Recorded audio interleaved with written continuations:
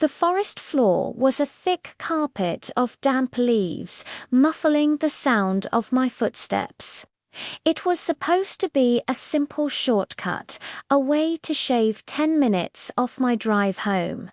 But as the towering trees closed in, their branches tangling together like skeletal fingers against the bruised purple sky, I felt a familiar knot of anxiety tighten in my stomach.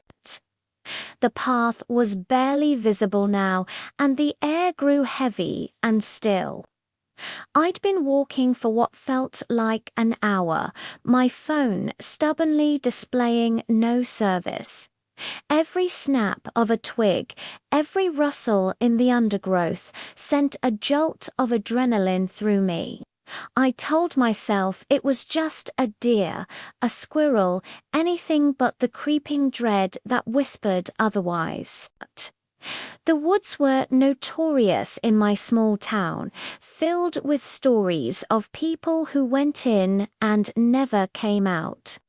I'd always dismissed them as campfire tales, but out here, alone, with the darkness pressing in, they felt chillingly real.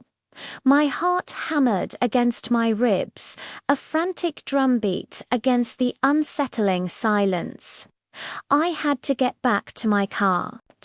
I finally stumbled out onto the gravel road where I'd left my sedan. Relief washed over me, so potent it almost made my knees buckle. The car was just a dark shape under the faint glow of the rising moon, a beacon of safety in the encroaching night. I fumbled for my keys, my fingers clumsy and cold. The click of the unlock button was the sweetest sound I'd ever heard.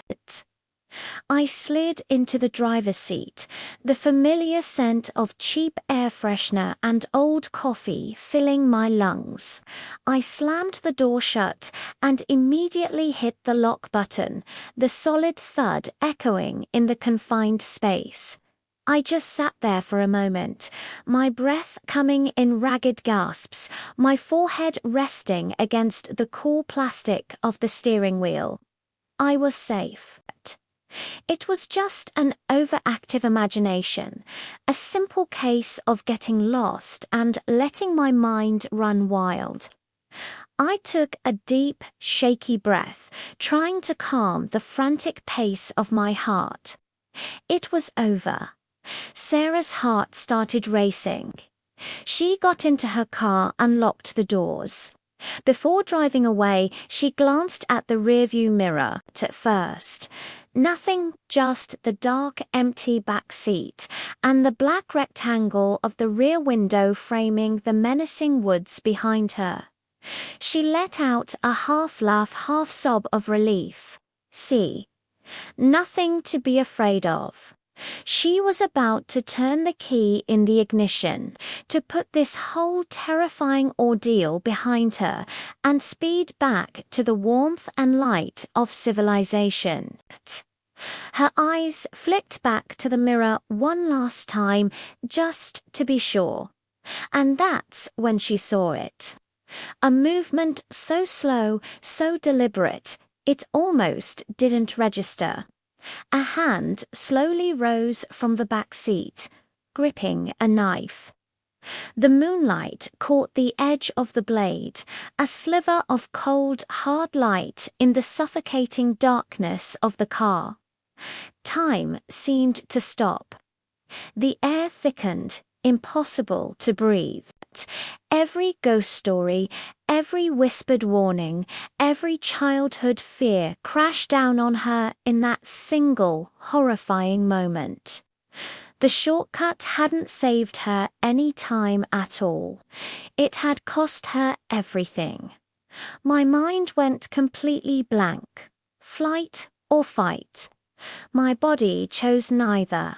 It was frozen, paralyzed by a terror so pure and absolute it felt like ice water flooding my veins. I couldn't scream. I couldn't move. My eyes were locked on that reflection in the mirror, on the hand holding the knife, steady and patient. Who was it? How long had they been there? Had they followed me through the woods, or had they been waiting in my car the entire time? The questions swirled in my head, a chaotic storm of confusion and fear, but none of them mattered. The only thing that mattered was the cold, sharp reality inches behind me. The silence in the car was deafening, broken only by the frantic, useless thumping of my own heart. I could feel their presence now, a chilling weight in the air.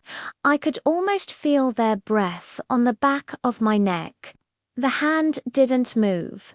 It just stayed there, a silent promise of what was to come.